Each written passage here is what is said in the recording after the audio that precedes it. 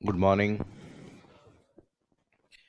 देखिए last class में unit number first में ठीक है हम लोगों ने बेसिक इंट्रोडक्शन का पार्ट डिस्कस किया था कि कंप्यूटर सिस्टम होता क्या है, किसी कंप्यूटर सिस्टम को हम कैसे डिफाइन कर सकते हैं या किसी भी कंप्यूटर सिस्टम का पर्पस क्या होता है वो पूछा जाता है। और इस वाले पूरे पार्ट में से मेन जो क्वेश्चन बनता है वो किसके बारे में बनता है? डेटा के बारे में, कि डेटा क्या होता है, किस तरीके से काम में लिया जाता है। कभी कभी प्रोसेसिंग साइकिल से रिलेवेंट भी कोई ना कोई क्वेश्चन जरूर बनता है। तो यहाँ पे देखो, इससे स्टार्ट करने से पहले देखो हम यहाँ पे कुछ बेसिक पॉइंट्स देखते हैं कि किस तरीके से आपके क्वेश्चंस पूछे जाते हैं। कि भाई आपके एग्जाम में कई बार क्या होता है, डायरेक्टली क्वेश्चन आते हैं, तो आपको ध्यान रखना है जैसे क्वेश्चन कैसे आ सकते हैं। ठीक है, जैसे डायरेक्टली ऐसे क्वेश्चन आपके पूछे जाते हैं, लिखना नहीं है, ये सब आपकी बुक्स में है। तो यहाँ पे देखो ऐसा क्वेश्चन आ जाता है कि आपकी रो इनपुट को, और ठीक है रो इनपुट को उपयोगी जानकारी में बदलने के लिए सभी कंप्यूटर सिस्टम द्वारा निम्नलिखित में से मौलिक क्रिया का पालन किया जाता है। तो यहाँ पे आप सभी को पता है कि रो इनपुट की जब भी बात की जाए, रो इनपुट का मीन किससे होता है? ठीक है, जब भी रो इनपुट की बात की जाए तो किससे होता है? डेटा। और डेटा को हम यहां पर किस में बदलते हैं? इंफॉर्मेशन में। तो डेटा को इंफॉर्मेशन में बदलने के लिए एक साइकिल होती है, और इस साइकिल में हम जनरली हम कहते हैं कि आपकी कौन कौन से प्रोसेस हो सकते हैं। तो यहाँ पे ऑप्शंस के अकॉर्डिंग अगर हम चलें तो यहाँ पे आपका कौन सा वाला पार्ट आ जाएगा? ए वाला। कि हम कहते हैं कि जनरली इनपुट होगा, इनपुट के बाद स्टोर है, स्टोर के बाद में प्रोसेस, प्रोसेस के बाद आउटपुट, और आउटपुट के बाद कंट्रोल। यहां जो स्टोर किया जाता है वो प्रोसेसिंग के लिए किया जाता है। आगे हम पढ़ेंगे, जैसे आप जब भी आगे डिस्कस करेंगे कि हम जो भी इनपुट करते हैं, कि हमारे द्वारा जो भी इनपुट किया जाता है वो कभी भी डायरेक्टली एग्जीक्यूट नहीं होता है। हमारे द्वारा जो भी इनपुट किया जाता है वो सबसे पहले एक पर्टिकुलर पार्ट में जाके आपका लोड होता है, और उस वाले पार्ट को किस नाम से जाना जाता है? मेमोरी। और मेमोरी का मतलब क्या होता है? बेसिकली किससे होता है? रैम से होता है। ठीक है, हम जो भी प्रोवाइड करते हैं वो सबसे पहले रैम में जाना। तो इसलिए हम कई बार कहते हैं ना कि रैम को किसी भी कंप्यूटर सिस्टम के आपकी एक मेमोरी के नाम से डिफाइन किया गया है, और वो कौन सी मेमोरी मानी जाती है? Working memory. तो यहाँ पे जो भी प्रोसेसिंग होती है तो वो पहले यहां लोड होता है, और यहां जब एग्जीक्यूशन करने की बात करेंगे तो एग्जीक्यूट करने वाला पार्ट कौन होता है? सीपीयू। तो सीपीयू डेटा को यहां से फैच करता है, और फैच करके इसे यहां एग्जीक्यूट करता है। तो यहां पे जो इस मेमोरी वाले पार्ट में, तो ये जो मेमोरी वाला जो पार्ट आपका होता है, इस मेमोरी में हमेशा जो स्टोरेज होता है वो आपका कैसा होता है? टेम्पररी। हम कहते हैं अस्थायी रूप से यहां पर डेटा को रखा जाता है। तो यहाँ पे basically input, process, output, IPO cycle हमने पढ़ी। ठीक है, आपके इसके अलावा आवश्यकता के अनुसार क्या हो सकती है? उस पर कंट्रोलिंग भी हो सकती है, ये ऐसे क्वेश्चन आता है। ठीक है, इसके बाद में देखिए नेक्स्ट जो पॉइंट आपको ध्यान रखना है, जैसे ठीक है अगला क्वेश्चन जैसे इस तरीके से कई बार आ गया। ये क्वेश्चन हमने लास्ट क्लास में डिस्कस किया था, लास्ट पॉइंट, और ये कई बार बहुत बार अलग अलग एग्जाम में आता है। कि जैसे आ जाता है कि who is consider as father of modern computer. एक तो सिंपली आता है कि भाई अगर सिंपली कंप्यूटर आता, कि भाई डायरेक्टली अगर आपसे क्वेश्चन पूछा जाता कि who is known as father of computer, तो तब हम किसकी बात करते? ठीक है, फादर ऑफ कंप्यूटर, कंप्यूटर के जनक की जब बात की जाती तो हम डायरेक्टली किसकी बात कर लेते? Charles Babbage.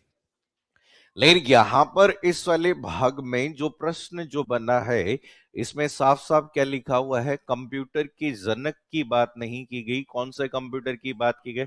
आधुनिक कंप्यूटर। तो आधुनिक कंप्यूटर की जब भी बात होती है तो यहां पर कौन होते हैं? Alan Turing. याद रखना कि आधुनिक कंप्यूटर बोल दे, या आप लोगों से पूछ लिया जाए कि कंप्यूटर साइंस, कंप्यूटर विज्ञान के जनक कौन है। ठीक है, बाकी जेम्स गॉसलिंग का नाम सुना है आपने? जावा नहीं सुना नाम तुमने? अरे चलिए कोई आगे देखो, इसमें इसी तरीके से अगला जो पार्ट आपका यूज किया जाता है, जैसे इस तरीके से क्वेश्चन आ गया। अब ये आपका क्वेश्चन आ गया, ये कम से कम भी 100-150 एग्जाम में आया हुआ है अलग अलग।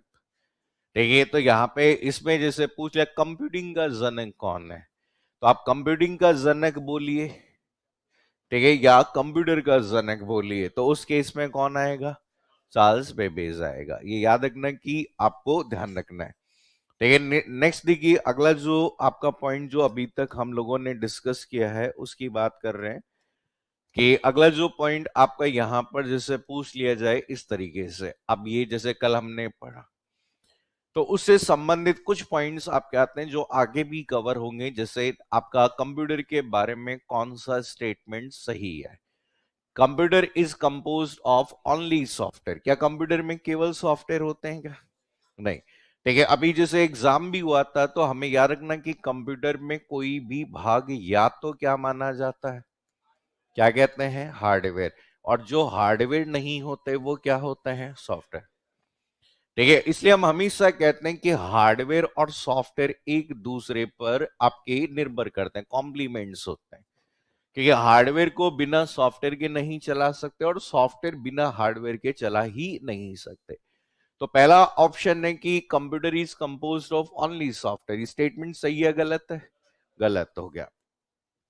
A computer can organize all information on its own, क्या कंप्यूटर किसी भी इंफॉर्मेशन को स्वयं में व्यवस्थित कर सकता है? या नहीं? नहीं, क्योंकि यहां पे हम कहते हैं कि कंप्यूटर की जब भी बात करें तो कंप्यूटर की जो इंटेलिजेंस लेवल होती है, कई बार कहते हैं आईक्यू भी वर्ड यूज होता है, और वो हमेशा कितना होता है? 0। आप कह रहे हैं computer is not able to perform any operation without instruction, बिना इंस्ट्रक्शन के कोई भी कार्य कंप्यूटर नहीं कर सकता है। तो ये वाला स्टेटमेंट की बात करेंगे तो ये स्टेटमेंट आपका क्या है, सही नहीं है। आप कह रहे हैं कि पूछा गया कौन सा स्टेटमेंट सही है। ठीक है, अगला है कंप्यूटर केवल हार्डवेयर से बना है, ये स्टेटमेंट भी गलत हो गया। कंप्यूटर केवल हार्डवेयर से बना होता है क्या? नहीं, कम हार्डवेयर के साथ में क्या होता है, सॉफ्टवेयर। इसके अलावा डेफिनेशन में हमने लिखा था एक electronic device that store, retrieve and process data, तो इसका आंसर कौन सा हो जाएगा, ऑप्शन नंबर डी। क्योंकि कंप्यूटर की जब भी बात करें तो कंप्यूटर स्टोर भी कर सकता है, उससे डेटा को रिट्रीव भी हम कर सकते हैं और प्रोसेस भी कर सकते हैं। ठीक है, इसके बाद में देखिए एक और क्वेश्चन और है आपका जो पूछा गया है इस तरीके से एग्जाम में जब क्वेश्चंस आते हैं। ठीक है, जैसे ये आपका आ गया कि which one of the following operation can be perform by computer system, तो कंप्यूटर कौन से ऑपरेशंस को परफॉर्म कर सकता है? क्या कंप्यूटर अर्थमेटिक ऑपरेशन परफॉर्म कर सकता है? yes. एक कंप्यूटर कैलकुलेशन कर सकता है, और अर्थमेटिक में हम आगे पढ़ेंगे। अर्थमेटिक में जैसे आपके कौन से ऑपरेशंस होते हैं, एडिशन करना, सब्ट्रैक्शन करना, ठीक है, मल्टीप्लाई करना, या फिर आप डिवीजन निकालना, या फिर मोड निकालना, ये सब आपके अर्थमेटिक है। देखिए लॉजिकल ऑपरेशंस जो होते हैं या तो आपके किस तरीके के हो सकते हैं, कंपैरिजन, ठीक है, या तो हम कहते हैं कि कंपैरिजन बेस हो सकते हैं, और लॉजिकल में ही आपके कुछ ऑपरेशन जैसे आपने पढ़े होंगे, जैसे एंड गेट, लॉजिक गेट पढ़े ना, एंड गेट हो गया, और गेट हो गया, नॉट गेट हो गया, इनके इनके एक्सॉर गेट हो गए, इनके रिवर्स हो गए, नैंड, नॉर, एक्सनॉर। ठीक है, हम कहते हैं कंप्यूटर की कहानी में हम आपके स्टोरेज भी कर सकते हैं और रिट्रीव, तो उपरोक्त सभी कह सकते हैं। तो ये आपका बेसिक पार्ट आता है जिसमें से आपके डायरेक्ट ये क्वेश्चंस बन सकते हैं। अब देखिए अगला जो क्वेश्चन एग्जाम में यहां पर बनता है हमारा, ये बहुत ही सिंपल सा है, डेफिनेशन पर बेस भी आ जाता है। ठीक है, जिसमें हमें याद रखना है, बस अगला जो पॉइंट याद रखना है जो करेक्टरिस्टिक्स की बात करता है, कि करेक्टरिस्टिक्स ऑफ कंप्यूटर, कि कोई भी जो कंप्यूटर हम यूज करते हैं उस कंप्यूटर की कौन कौन सी विशेषताएं होती है। तो ये डायरेक्टली आपके नेम में बेस्ड क्वेश्चन आ जाते हैं। तो ये डायरेक्टली क्वेश्चन आए हुए हैं कि कौन विशेषता होती है या कौन विशेषता नहीं होती है, और या फिर कई बार आ जाता है डेफिनेशन का क्वेश्चन, डायरेक्टली आ जाता है कि कंप्यूटर द्वारा लगातार घंटों तक कार्य करने वाली विशेषता क्या कहलाती है, ऐसा क्वेश्चन आ जाता है। कई बार आता है कि कंप्यूटर की मेमोरी में एक बार प्रोग्राम को लोड करने के बाद ये बिना मानव हस्तक्षेप के किसी भी कार्य को करने में सक्षम है, ये विशेषता क्या कहलाती है। तो यहां पर कि कंप्यूटर जो यूज कर रहे हैं वो हम कहते हैं लिमिटेशंस मानव की, हम लोगों की जो भी लिमिटेशंस थी उसे दूर करने के लिए किसको बनाया गया है, कंप्यूटर में जो जो कमियां हम में थी। ठीक है, क्योंकि अगर हम में कोई कमी नहीं होती तो कंप्यूटर की हमें जरूरत ही नहीं होती। तो हम कहते हैं कि कंप्यूटर को बनाए इसीलिए है। तो इसमें हम कहते हैं कि विशेषताओं में देखो, हम कुछ नाम पहले याद रखना है। जैसे सबसे पहली विशेषता कंप्यूटर की कौन सी होती है, स्पीड। ठीक है, स्पीड के अलावा अगली जो विशेषता जो है वो आपकी कौन सी हो सकती है, स्टोरेज। ठीक है, स्टोरेज के अलावा जैसे नेक्स्ट जो विशेषता आपको याद रखनी है, जैसे कौन सी कहलाती है, एक्यूरेसी, जिसे सामान्य रूप से क्या कह सकते हैं, परिशुद्धता। ठीक है, इसके बाद में अगली जो विशेषता जो होती है, ऑटोमेशन। ठीक है, ऑटोमेशन बोल देते हैं, कभी कभी वर्ड आ जाता है ऑटोमेटिक। ठीक है, जिसे हिंदी में हम क्या कह सकते हैं, स्वचालन। ठीक है, इसके बाद में अगली जो विशेषता जो पिछले कई पेपर्स में आई हुई है, जैसे डेलीजेंस। ठीक है, जिसे हम कहते हैं कि परिक्षमता। ठीक है, हम कहते हैं कि परिक्षमता या परिश्रमशीलता के नाम से भी जाना जाता है। ठीक है, इसके बाद में अगली जो विशेषता आती है जिसे क्या कहते हैं, वर्सेटिलिटी। ठीक है, जिसे हम हिंदी में बहुकौशल। ठीक है, हम कहते हैं कि बहुकौशल भी कह सकते हैं, विविधता। ठीक है, विविधता भी आपका कहा जा सकता है। तो मेजर रूप से तो देखो ये वाले नाम हैं जो बार बार रिपीट होते हैं। ठीक है, इसके अलावा हम कह सकते हैं और भी बहुत सारी अन्य विशेषताएं होती हैं। नेम बेस अगर आ जाए तो मेन डेफिनेशंस इनकी आती है। जैसे और हम बोल सकते हैं कंप्यूटर के बारे में, जैसे क्या हो सकती है, रिलायबिलिटी। ठीक है, कई बार हम वर्ड जब यूज होते हैं तो आपके वर्ड आ जाते हैं जैसे विश्वसनीयता। ठीक है, इसके अलावा जैसे कई बार एक वर्ड यूज किया जाता है, जैसे कौन सा, मल्टी। ठीक है, मल्टीटास्किंग।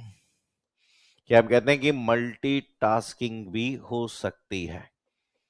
ठीक है, तो यहां पर इनके बारे में डायरेक्ट डेफिनेशन आ जाती है कि डेफिनेशन पर बेस्ड क्वेश्चन हमेशा आजकल बनने लगे हैं, जैसे अभी अधीनस्थ बोर्ड के कई पेपर्स में आए हुए हैं।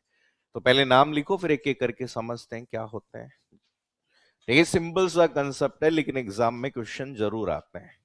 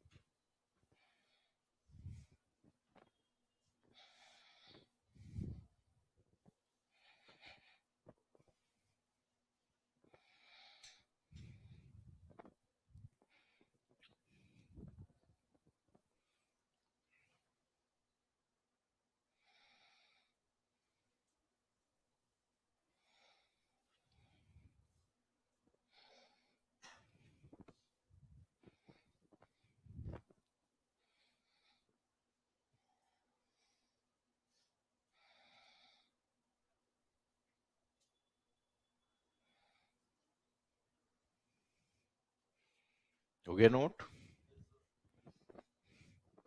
चलिए देखो समझो। देखो मेजर रूप से तो कुछ नियम है, उन्हीं के बारे में हम डिस्कस कर रहे हैं, जिसमें सबसे पहला जो पॉइंट आपका आता है जिसे हम किस नाम से जानते हैं, स्पीड। देखिए आज जब भी हम कंप्यूटर की बात करेंगे तो कंप्यूटर में जो सबसे पहला फैक्टर जिसपे सबसे ज्यादा वर्क आज के समय पे हो रहा है वो क्या है, स्पीड। ठीक है, आए दिन हम जब भी किसी कंप्यूटर की बात करते हैं तो स्पीड की बात करते हैं। और कई बार एग्जाम में क्वेश्चंस भी आए हुए हैं, जैसे अभी रिसेंटली कई पेपर्स में आए हुए हैं। ठीक है, जैसे अभी एक पेपर में पूछा गया था एक प्रकार का कंप्यूटर जो बहुत तेज गति के साथ गणना करने में सक्षम होता है, उसे कहते हैं, वो कौन है, सुपर कंप्यूटर। ठीक है, हम देखो आए दिन जो चर्चा में सुपर कंप्यूटर होते हैं, और सुपर कंप्यूटर में जो मेजर जो डिफरेंस है वो केवल किसका है, स्पीड का। बाकी हम कहते हैं अलग अलग पर्पस के लिए यूज कर रहे हैं, लेकिन नए नए जो सुपर कंप्यूटर बनाए जा रहे हैं वो केवल किसके लिए बनाए जा रहे हैं, स्पीड के लिए बनाए जा रहे हैं। तो हम कह रहे हैं कि कंप्यूटर एक मशीन है जो किसी भी कॉम्प्लेक्स कैलकुलेशन, तो हम कह रहे हैं कॉम्प्लेक्स से कॉम्प्लेक्स जो कैलकुलेशन होती है, ठीक है, उसे बहुत कम समय में पूरा कर सकती है। भाई आज अगर हम कंप्यूटर तो अब वर्ड यूज कर रहे हैं, वास्तविक रूप से कंप्यूटर जो शुरू हुआ है वो किसके लिए हुआ है, कैलकुलेशन के लिए। आप अगर देखें तो शुरुआत में गणना करने वाले यंत्र होते थे, फिर कुछ नाम बने तो कैलकुलेटर वर्ड बने। तो ये आज हम अलग अलग पर्पस के लिए कंप्यूटर यूज कर रहे हैं। पहले तो केवल और केवल प्राइमरी ऑब्जेक्टिव केवल क्या था, कंपटीशन था। तो इसमें एक पॉइंट लिख लो, सबसे पहले लिखो स्पीड।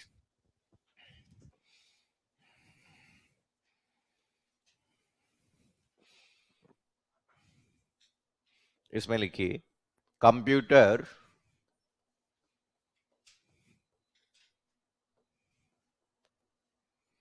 कंप्यूटर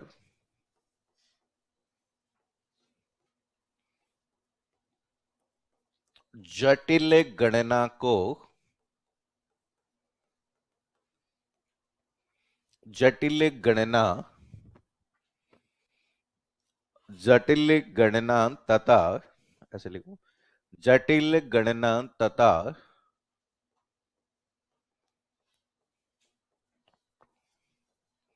गणना तथा अधिक मात्रा में डेटा को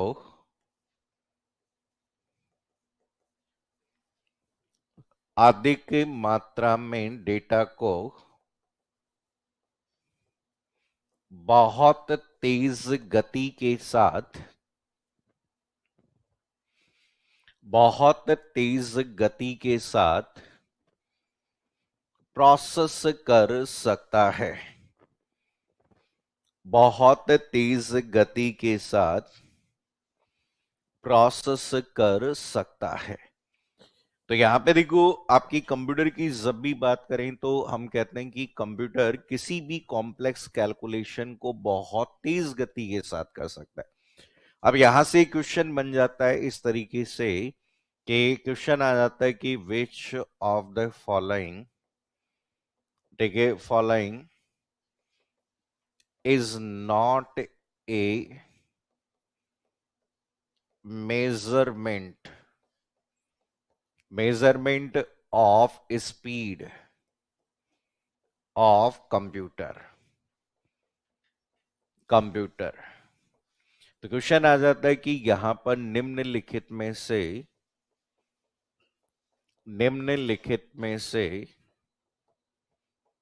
कौन एक कंप्यूटर की कंप्यूटर की गति का कंप्यूटर की गति का मापन नहीं है। ठीक है, ऑप्शन आ जाता है हर्ट्ज, ठीक है, सेकंड ऑप्शन है MIPS, तीसरा ऑप्शन दिया गया है फ्लॉप्स, और चौथा ऑप्शन दिया गया है बाइट। इस तरीके से क्वेश्चन एग्जाम में आता है कि इनमें से कौन एक कंप्यूटर की जो स्पीड होती है, स्पीड की बात करता है। क्या हम कहते हैं कि स्पीड का कारक होता है या स्पीड का एक मेजरमेंट होगा, वो आपको पूछा जाता है। तो पहली चीज तो देखो यहां पे हर्ट्ज दे रहा है। तो यहाँ पे देखो कई बार यहाँ पे हर्ट्ज की जब भी बात करें तो हम जनरली हम कहते हैं कंप्यूटर में एक भाग आता है जिसका नाम क्या होता है, सिस्टम क्लॉक, या प्रोसेसिंग करने वाली इकाई होती है जिसे क्या कहते हैं, सीपीयू। ठीक है, तो यहाँ पे सीपीयू की जो स्पीड मेजर होती है वो हर्ट्ज में होती है और इसे कहा जाता है क्लॉक साइकिल्स। तो ये क्लॉक साइकिल पर सेकेंड, तो आप कहते हैं एक सेकंड में प्रदान की जाने वाली क्लॉक साइकिल की संख्या को हर्ट्ज कहते हैं। क्वेश्चन आया हुआ है एग्जाम में, आइए 2018 में, कि आपके in with reference to hertz means cycle, hertz का मतलब किससे है, साइकिल से। ठीक है, आजकल आपके देखोगे तो कंप्यूटर की जो साइकिल है वो किस में होती है, जीएच, जिसका मतलब क्या कहलाता है, गीगा हर्ट्ज। मतलब हम कहते हैं कि 10⁹ क्लॉक साइकिल पर सेकेंड, एक सेकंड में 10⁹ क्लॉक साइकिल आपकी प्रोवाइड की गई है। ठीक है, एमआईपीएस की जब भी बात करें तो एमआईपीएस किसी भी सिस्टम की क्षमता को बताता है। ठीक है, जिसे हम क्या कहते हैं, मिलियन इंस्ट्रक्शंस। ठीक है, मिलियन इंस्ट्रक्शन पर सेकेंड। ठीक है, आजकल जितनी भी कंप्यूटर हम जनरली यूज कर रहे हैं वो कौन से, माइक्रो कंप्यूटर। ठीक, घर में जो काम आते हैं वो सारे कंप्यूटर कौन से होते हैं, माइक्रो। और माइक्रो कंप्यूटर की स्पीड को मेजर किया जाता है माइक्रो सेकंड में। माइक्रो सेकंड मतलब, माइक्रो का मतलब 10⁻⁻। देखो तीन तरह के कंप्यूटर होते हैं। ठीक है, जनरली आपको याद रखना, एक माइक्रो, ठीक है, अगर कभी भी माइक्रो कंप्यूटर की बात की जा रही है तो कंप्यूटर की स्पीड को मापा जाता है किसमें, माइक्रो सेकेंड। और माइक्रो का मतलब आपका क्या होता है, 10⁻⁻⁶। मतलब एक सेकंड में 10 लाख ऑपरेशंस परफॉर्म किए जा सकते हैं। ठीक है, फिर आपके हम कहते हैं नए कंप्यूटर आजकल बने, जैसे उन कंप्यूटर को कौन सा कंप्यूटर कहते हैं, नैनो कंप्यूटर। ठीक है, नैनो कंप्यूटर जो जनरली मॉलिक्यूलर स्केल पर निर्भर होते हैं। ठीक है, और नैनो कंप्यूटर की जो स्पीड मेजर होती है वो किसमें होती है, नैनो सेकेंड। नैनो का मतलब होता है 10⁻⁹। ठीक है, हम कहते हैं एक सेकंड में 1 अरब से भी ज्यादा इंस्ट्रक्शंस हो सकती है। ठीक है, आने वाली पीढ़ी में कुछ नए कंप्यूटर होंगे जो कि कौन से कंप्यूटर होंगे, क्वांटम कंप्यूटर। क्वांटम कंप्यूटर की स्पीड होगी किसमें होगी, पिको सेकेंड। और पिको का मतलब होता है 10⁻⁻12। और क्वांटम कंप्यूटर आधारित होंगे किस पर, क्यूबिट्स पर, क्यूबिट्स पर बेस होंगे। तो यहां पे ये आपकी स्पीड होती है माइक्रो कंप्यूटर की। तो जैसे हम कहते हैं कि पहले स्पीड यहां पे अगर देखो, पहले होती थी स्पीड किसमें थी, किलो हर्ट्ज, फिर किसमें आ गई, मेगा हर्ट्ज, और अभी किसमें आ गई है, गीगा हर्ट्ज। यार रखना, किलो का मतलब होता है 10⁻3, मेगा का मतलब 10⁻6, और इसका मतलब 10⁻9। ठीक है, आजकल इसी तरीके से हम कहते हैं पहले स्पीड होती थी के आईपीएस में, फिर स्पीड हो गई कौन सी, एमआईपीएस, और फिर अभी धीरे धीरे नए बन रहे हैं जीआईपीएस पे। इसी तरीके से फ्लॉप्स, तो ये फ्लॉप्स बेसिकली स्पीड का मेजरमेंट होता है कौन से कंप्यूटर का, सुपर कंप्यूटर। तो ये सुपर कंप्यूटर का मेजरमेंट होता है जिसे हम जनरली कहते हैं फ्लोटिंग पॉइंट। ठीक है, फ्लोटिंग पॉइंट ऑपरेशंस। ठीक है, फ्लोटिंग पॉइंट ऑपरेशंस पर सेकेंड। तो आज अगर हम देखो नए नए सुपर कंप्यूटर बने, ठीक है, सबसे तेज सुपर कंप्यूटर कौन है अभी, दुनिया का सबसे तेज सुपर कंप्यूटर कौन है, बताएगा, दुनिया का सबसे तेज सुपर कंप्यूटर कौन है, ईआई कैप्टन। अभी कौन है, ईआई कैप्टन। भारत का कौन सा है,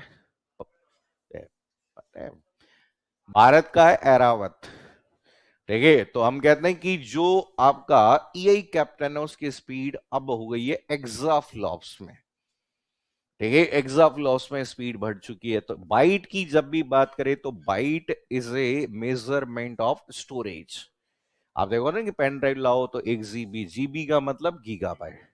तो गीगाबाइट, टेराबाइट, किलोबाइट, मेगाबाइट, ये सब स्टोरेज के होते हैं। तो यहां पे देखो एग्जाम में आजकल हर्ट्ज के संदर्भ में कई बार क्वेश्चन बने हुए हैं। ठीक है, जैसे अभी एक पेपर में आ गया कि एक सीपीयू की क्लॉक स्पीड 4 गीगा हर्ट्ज है, तो बताइए इसके द्वारा प्रति सेकंड प्रोसेस होने वाली क्लॉक साइकिल की संख्या क्या होगी। तो 4.1 गीगाहर्ट्ज, तो 4.1 इंटू 10 टू दी पावर 9 कर दो। गीगा का मतलब 9। ठीक है, देखो क्वेश्चन पूछने के तरीके, जैसे अभी ठीक है साइकिल का वर्ड पूछ लिया, हर्ट्ज रेफर्स टू साइकिल, हमेशा साइकिल, किसकी साइकिल, क्लॉक। ठीक है, कितनी क्लॉक साइकिल पर सेकंड में आपको प्रोवाइड की जाती है वो आपकी होती है।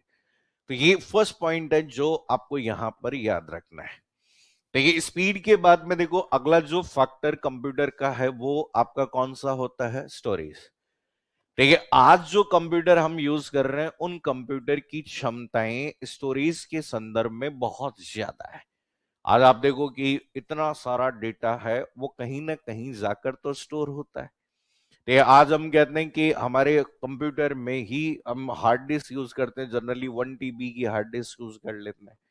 तो 1 TB में बहुत सारा data, 1 TB equals to 1024 GB, मतलब HD क्वालिटी की 1024 फिल्में डाल लो चाहे। देखिए पहले अब हम कहते हैं हमारे पास में इतनी ज्यादा कैपेसिटी नहीं है कि हम याद रख पाए। ठीक है, लेकिन कंप्यूटर के पास में स्टोर करने की क्षमता बहुत ज्यादा होती है। ठीक है, तो लिख लो इसमें सेकंड लिखो स्टोरेज।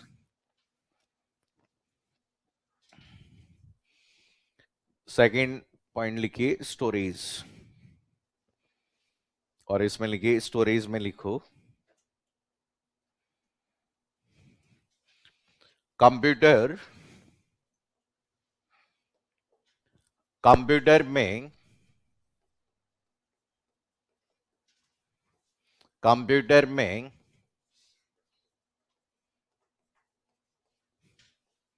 अधिक मात्रा में,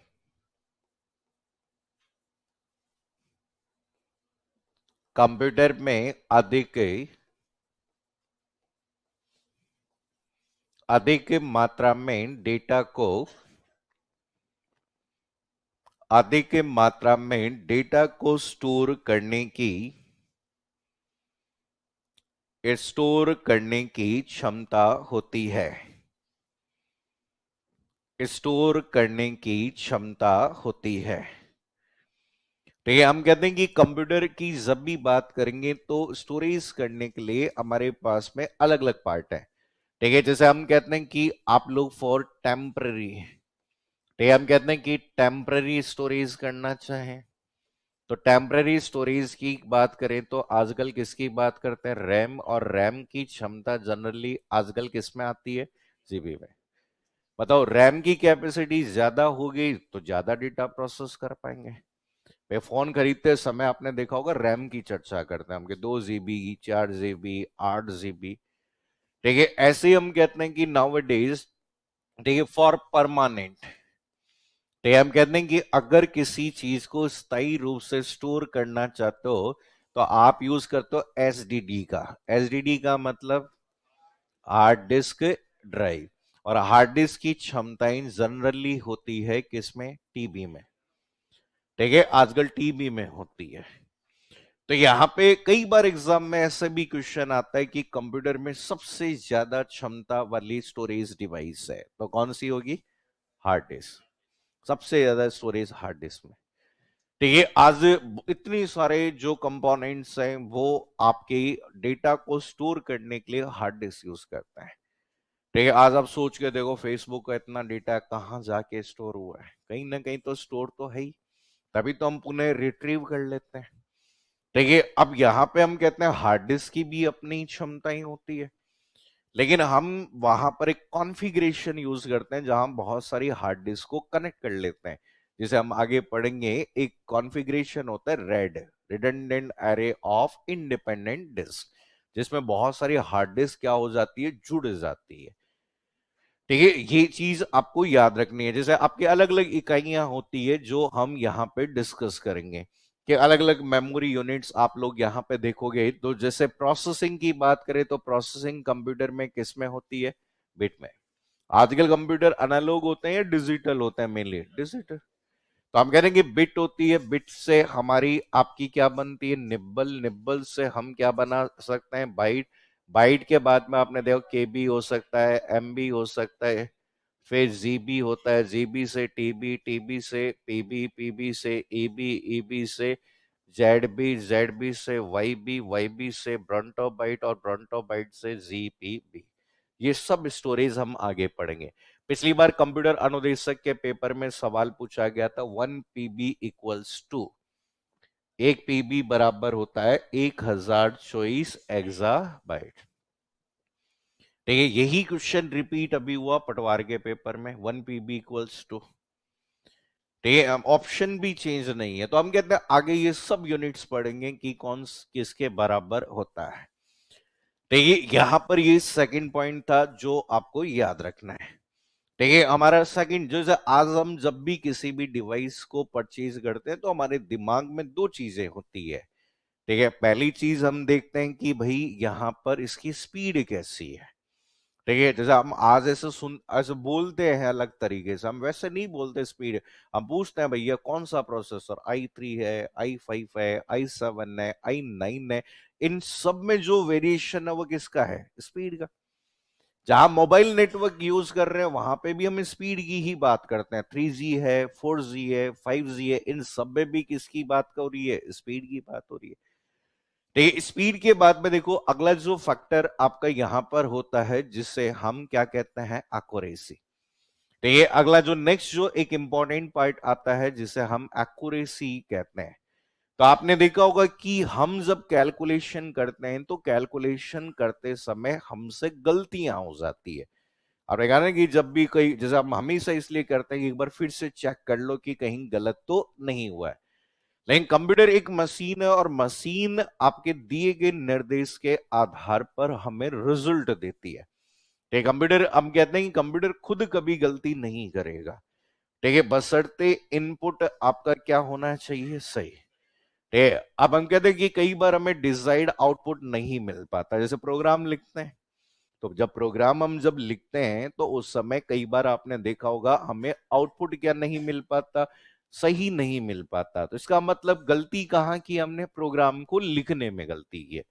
ठीक है भाई, जैसे आज अगर हम कहें, जैसे समझो, ऐसे समझो कि प्रोग्रामिंग जब आप कर रहे हो तो जैसे आपने लिख दिया इंटीजर सम ए कॉमा बी लिख दिया। ठीक है, आपने ऐसा लिख दिया। या फिर मैं क्या कहता हूं, वैल्यू भी मैं दे देता हूं a equals to 5, b equals to 3, इस तरीके से। और मैं यहां पे लिख रहा हूं sum equals to a minus b. बताओ क्या रिजल्ट आएगा? कितना रिजल्ट आएगा? 2। लेकिन आना क्या चाहिए था? हम तो जोड़ कर रहे थे, लेकिन आपने इंस्ट्रक्शन जो दी है वो कैसी दे दी है? गलत। ऑपरेटर गलत है कि कंप्यूटर की बात के कंप्यूटर कहता है ये हम में तो कोई दिमाग है ही नहीं। ठीक है, हम कहते हैं कि आपको ने ये तो आपकी कोई भाई, ये तो कुछ भी लिख सकते हो, आप अपना नाम लिख दो। ठीक है, ये तो वेरिएबल है और वेरिएबल तो क्या करता है? किसी वैल्यू को होल्ड करने का काम करता है। तो यहां पर इस एक्यूरेसी की जब भी बात करें तो हम कहते हैं कि कंप्यूटर कभी भी गलत परिणाम नहीं देता, बशर्ते आपके प्रोग्राम सही होने चाहिए और इनपुट भी कैसा होना चाहिए? सही। ठीक है, अगर हमें वांछित रिजल्ट नहीं मिला तो उसे कंप्यूटर की संदर्भ में कहा जाता है गीगो, और गीगो का मतलब होता है garbage in garbage out. Computer के संदर्भ में जब भी बात करेंगे तो गार्बेज इन गार्बेज आउट कहलाता है। गार्बेज मतलब हम कहते हैं कि भाई जैसा इनपुट करोगे वैसा आउटपुट मिलेगा। ठीक है, तो एक्यूरेसी में एक पॉइंट लिख लो, एक्यूरेसी। इसमें लिखिए कंप्यूटर, कंप्यूटर एक मशीन है। कंप्यूटर एक मशीन है जो, कंप्यूटर एक मशीन है जो जो सभी गणना जो सभी गणना तथा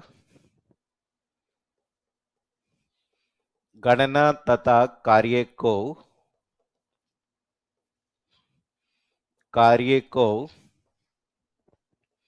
अधिक सटीकता के साथ अधिक सटीकता के साथ पूरा करती है पूरा करती है पूरा करती है।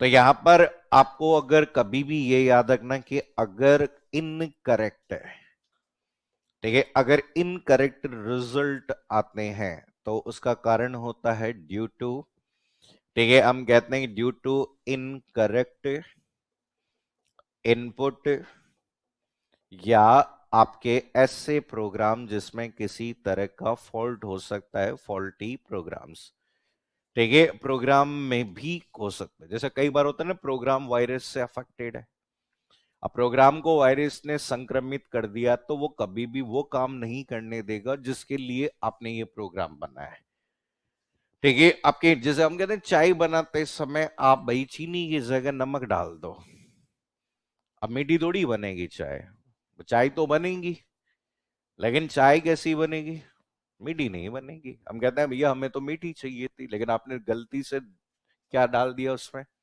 नमक।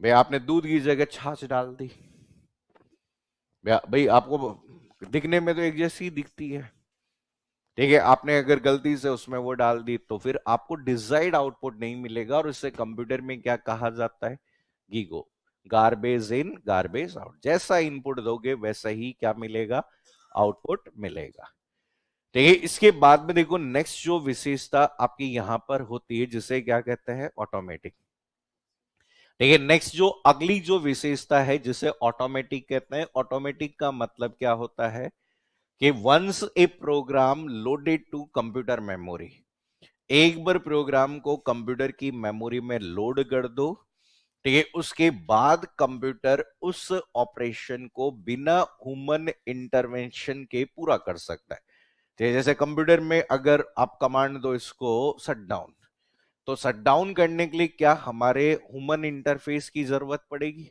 नहीं, हमें तो बस कमांड देनी है, जस्ट एक बार कमांड दी, कमांड देने के बाद बंद होने तक हमारा यहां कोई भी रोल नहीं है, ठीक है। जैसे एटीएम मशीन है, एक बार उसको कमांड देनी है, ऑटोमेटिकली वो ट्रांजैक्शन गिनना, प्रोसेस करना, विड्रॉ करके आप तक पहुंचाना, ये सब काम वो क्या कर लेता है, ऑटोमेटिक मैनर में। तो यहां पे आपको बीच बीच में किसी इंटरफेस या इंटरवेंशन की जरूरत नहीं होती, उसे हम ऑटोमेटिक कहते हैं। तो लिख लो एक पॉइंट, ऑटोमेटिक, ऑटोमेटिक स्वचालित, स्वचालित, स्वचालन भी कहते हैं,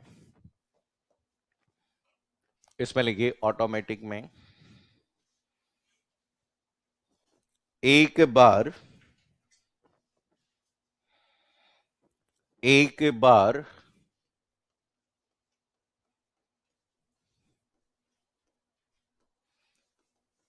एक बार प्रोग्राम को कंप्यूटर मेमोरी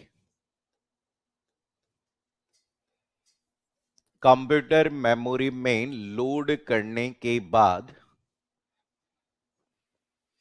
प्रोग्राम को कंप्यूटर मेमोरी में लोड करने के बाद एक कंप्यूटर एक कंप्यूटर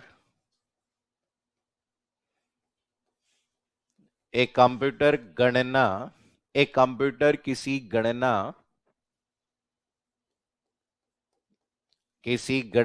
या कार्य को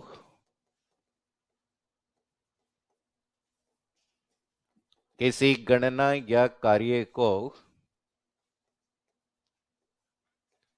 बिना किसी लगातार बिना किसी लगातार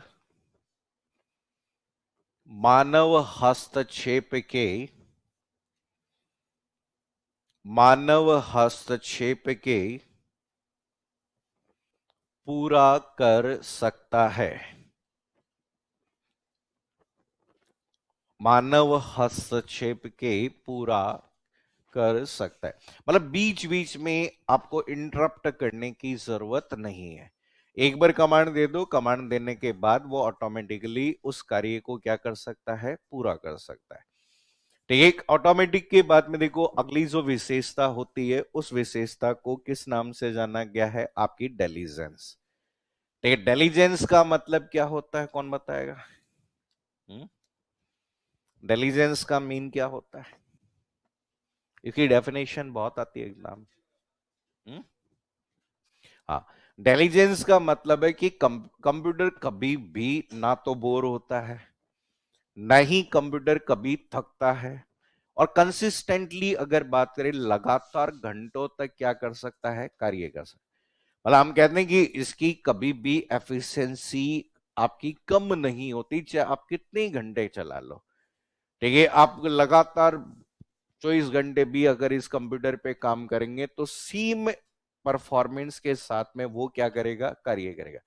जबकि हमारे साथ में क्या होता है, आधा घंटा पढ़ लिए, नींद आने लग जाती है, ठीक है, थक जाते हैं हम। लेकिन कंप्यूटर के साथ में ऐसा बिल्कुल भी नहीं होता है। तो बस एक पॉइंट लिख लो इसमें, डेलीजेंस। डेलीजेंस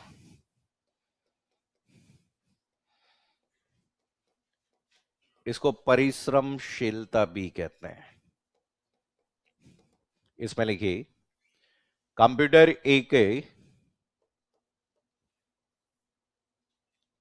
एक मशीन है। कंप्यूटर एक मशीन है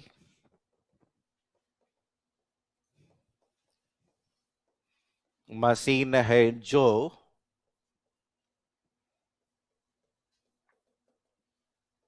लगातार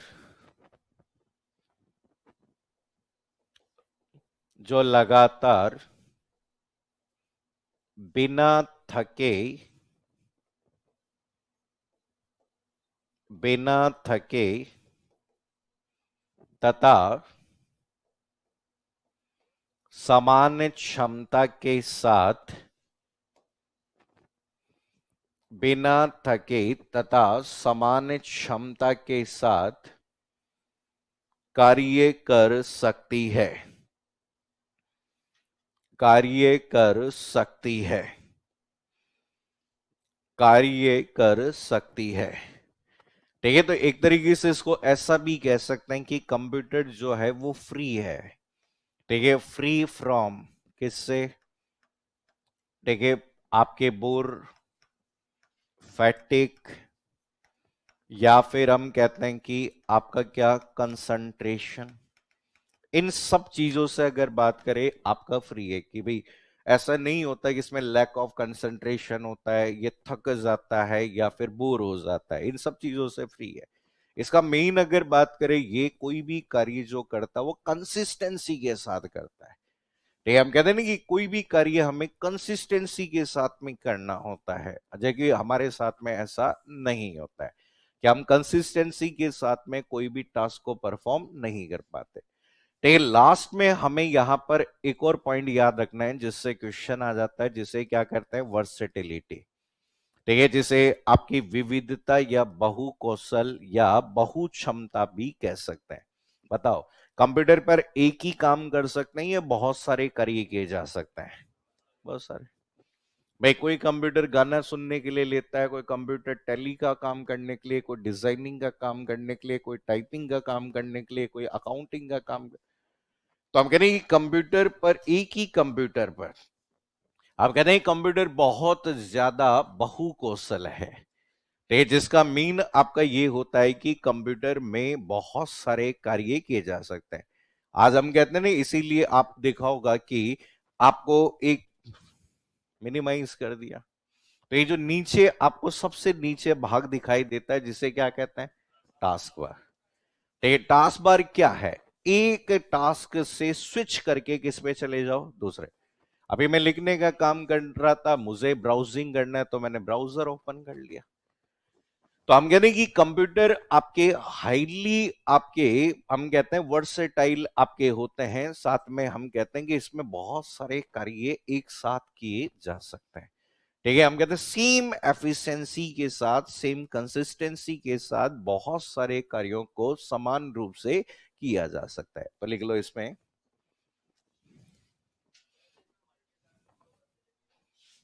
देखो वर्सेटिलिटी का मतलब होता है विभिन्न प्रकार के कार्यों को करने वाली क्षमता, और मल्टीटास्किंग जो है इसी से रिलेट करता है। इसीलिए हम कहते हैं कि आपस में इंटरचेंज कर सकते हैं। मल्टीटास्किंग का मतलब है एक ही प्रोसेसर पर एक साइमल्टेनियसली एक से कार्य को करने की क्षमता क्या कहलाता है? मल्टीटास्किंग। लेकिन वर्सेटिलिटी हम डिफाइन करते हैं एक तरीके से, computer can be use to perform different type of operation by different people, अलग अलग लोगों के द्वारा अलग अलग तरह के लिए। अब जैसे तुमने कंप्यूटर खरीदा गाने सुनने के लिए, किसी और ने कंप्यूटर ग्राफिक्स के लिए, किसी ने टाइपिंग के लिए, किसी ने अकाउंटिंग का काम करने के लिए। तो हम कह रहे हैं एक कंप्यूटर एक है, लेकिन इस कंप्यूटर पर कार्य कितने किए जा सकते हैं? एक से ज्यादा। और एक ही व्यक्ति अगर बात करें साइमल्टेनियसली एक से ज्यादा काम कर रहा है, वो क्या कहलाता है? Multi capability of operating system that provide more than one task simultaneously on a single system, वो मल्टीटास्किंग है। वो ऑपरेटिंग सिस्टम की विशेषता को बताता है। ठीक है, तो वर्सेटिलिटी लिखिए,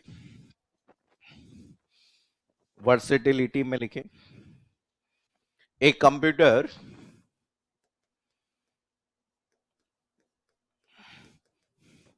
एक कंप्यूटर एक कंप्यूटर बहुत अधिक एक कंप्यूटर बहुत अधिक बहुकौशल मशीनें,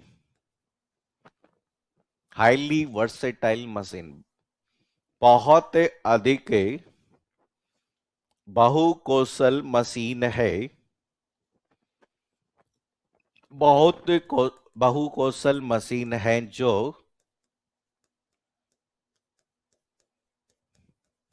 मशीन है जो जो विभिन्न प्रकार के कार्यों को विभिन्न प्रकार के कार्यों को विभिन्न प्रकार के कार्यों को करने में विभिन्न प्रकार के कार्यों को करने में सक्षम होती है, विभिन्न प्रकार के कार्यों को करने में सक्षम होती है। तो एक चीज समझो कि आजकल हम जितने भी कंप्यूटर यूज करते हैं उन सभी कंप्यूटर को डिजिटल कंप्यूटर कहते हैं, और इन डिजिटल कंप्यूटर को हम प्रोग्राम कर सकते हैं। प्रोग्राम का मतलब, इसमें हम अपनी आवश्यकता के अनुसार किसी भी प्रोग्राम को इंस्टॉल कर सकते हैं और प्रोग्राम को क्या कर सकते हैं? हटा सकते हैं। अब जैसे समझो एग्जांपल, भाई थर्मोमीटर है, अब थर्मोमीटर है, स्पीडोमीटर है, वोल्ट मीटर है, सिस्मोग्राफ है, ये तो आपके एनालॉग डिवाइसेस है। अब ऐसा थोड़ी है कि यहाँ पे वोल्ट मीटर का प्रोग्राम चेंज कर सकते हैं? हम चेंज कर सकते हैं? नहीं कर सकते। लेकिन हमारे मोबाइल फोन में जो प्रोग्राम्स हैं वो चेंज कर सकते हैं। मुझे अगर बात करें चैटिंग नहीं करनी, व्हाट्सएप मैंने हटा दिया। मुझे चैटिंग करनी है, व्हाट्सएप इंस्टॉल कर लिया। मुझे ब्राउजिंग करनी है तो ब्राउजिंग करने के लिए ब्राउजर इंस्टॉल। तो हम कहते हैं कि हम इस पर्टिकुलर कंप्यूटर पर डिफरेंट टाइप के टास्क को परफॉर्म कर सकते हैं बाय इंस्टॉलिंग एक प्रोग्राम। भाई जैसे आपने देखा होगा कि कंप्यूटर जब आता है तो उसमें कुछ बेसिक प्रोग्राम है, लेकिन हम कहते हैं कि साहब वर्ड प्रोसेसिंग पे काम करेंगे, एमएस वर्ड डाल लिया हमने। तो हम कहते हैं डिजाइनिंग का काम करेंगे तो कोरल इंस्टॉल कर लिया। हमने कहा अकाउंटिंग का काम करेंगे तो टैली। तो ये कहता है कि कंप्यूटर कहता है कि भाई अपना प्रोग्राम लेकर आओ और उस प्रोग्राम के बेस पर कोई भी कार्य कर लो। ठीक है, ये फीचर इसके पास में। तो यहां पर ये आपको याद रखना, मेजर रूप से जो आपके क्वेश्चंस पूछे जाते हैं कि पहला कि कंप्यूटर द्वारा बहुत तेज गति के साथ में गणना करने वाली विशेषता वो क्या होती है? स्पीड। ठीक है, बहुत अधिक मात्रा में डेटा का स्टोरेज करने वाली विशेषता क्या कहलाती है? स्टोरेज। ठीक है, इसके अलावा एक बार निर्देश देने या प्रोग्राम को लोड करने के बाद बिना ह्यूमन इंटरवेंशन के किसी टास्क को परफॉर्म करने वाली विशेषता कौन सी होती है? कौन सी? ऑटोमेशन होती है। ठीक है, हम कहते हैं कि लगातार घंटों तक बिना थके कार्य करने वाली विशेषता डिलीजेंस। ठीक है, डिफरेंट टाइप के टास्क को परफॉर्म करने वाली विशेषता वर्सेटिलिटी, और बिना त्रुटि के कार्य करने वाली विशेषता जो होती है वो कौन सी होती है? कौन सी? ठीक है, एक्यूरेसी। अब बाकी हम कहते हैं कि अर्थमेटिक ऑपरेशन कर सकता है, लॉजिकल ऑपरेशन कर सकता है, वो सब चीजें बेसिक है। अब देखो समझो कि मेन आपको देखो समझना है कि किस तरीके से एग्जाम में क्वेश्चंस आपके बनते हैं। जैसे समझो कि इस तरीके से क्वेश्चन आपके बनते हैं। ठीक है, जैसे आपके एग्जाम में ऐसे स्टेटमेंट दे देंगे कि यहां पे पहचाने दिए गए कथन सही है या गलत है, कि the capability of a computer to perform different kinds of work with the same accuracy and efficiency is term as diligence. Statement सही है गलत है? यहां लिखा है डिलीजेंस, नालायक हो, ये होता है वर्सेटिलिटी। अभी तो लिखवाया, यही तो डेफिनेशन लिखवाता हूं मैं जो एग्जाम में आती है। ठीक है, यहां पे क्या लिखा हुआ है? Take the capability of computer to perform different kind of work. तो एक विभिन्न प्रकार के कार्य को करने वाली सेम एक्यूरेसी और एफिशिएंसी के साथ वो क्या कहलाती है? वर्सेटिलिटी, बहुकौशल। यहीं से समझ जाना चाहिए आपको, डिफरेंट काइंड ऑफ वर्क।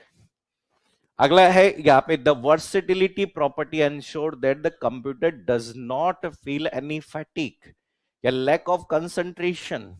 तो ये तो यहां पे दिया हुआ वर्सेटिलिटी वर्ड दिया हुआ है, ये तो आपकी जो विशेषता होती है वो विशेषता कौन सी होती है? डिलीजेंस होती है। तो ये भी स्टेटमेंट गलत, ये भी स्टेटमेंट गलत। ठीक है, दोनों ही स्टेटमेंट क्या है? फॉल्स। देखो यहां पर स्टेटमेंट पर बेस्ड जब क्वेश्चंस आते हैं डायरेक्टली इसी तरीके से पूछे जाते हैं। जैसे एक और क्वेश्चन देखते हैं। ठीक है, नेक्स्ट क्वेश्चन आप देखो इस तरीके से आ गया जैसे। ठीक है, ये सब आपकी बुकलेट में है, आपको लिखने की जरूरत नहीं है, बुकलेट में सब क्वेश्चन दिए हुए हैं। ठीक है, देखो अगला सवाल देखते हैं, ये वाला दिया हुआ है। चलिए पढ़िए और पढ़कर बताइए कि सही क्या है।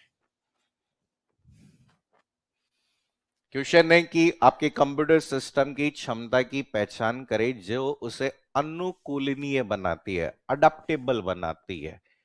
अडेप्टेबल बनाती है। अडेप्टेबल का मतलब, अडेप्टेबल का मतलब तुम्हारी इच्छा हो उसमें मुझे काम ले लो। अडेप्टेबल का, अडेप्ट का मतलब, अडेप्टेबल का मतलब क्या है? कि तुम्हारी जैसी इच्छा वैसे काम ले लो, और जैसा काम ले लो मतलब, जैसा काम मतलब बहुकौशल, क्योंकि हम तो बहुकौशल है। भाई देखो वर्ड अलग चेंज होता है, कि पहला दिया गया कि नेवर गेटिंग टायर्ड बोर्ड फैटिक, तो अगर हम कहें कि ये वाली तो बात जब भी होती है तो ये किसकी बात होती है? डिलीजेंस। तो ये स्टेटमेंट गलत। ठीक है, the quality to complete different type of task, तो यही हो गया इसका आंसर। ठीक है, the level of precision which calculation, आपका ये आपकी किसकी बात कर रहा है? Accuracy. The duration that the computer system required to fulfil a task, ये किसकी बात कर रहा है? स्पीड की बात। देखो क्वेश्चन वही है, बस पूछने के तरीके बदल जाते हैं, इसलिए हम कहते हैं सवाल करेंगे तो समझ में आएगा। ठीक है, अब हमने पढ़ लिया कि भाई बहुकौशल होता है, लेकिन एग्जाम में बस केवल इसे घुमाकर अनुकूलनीय एक वर्ड बना दिया। ठीक है, इस क्वेश्चन वही है, बस पूछने का तरीका जो है वो क्या हो जाता है? चेंज हो जाता है। जैसे नेक्स्ट देखो।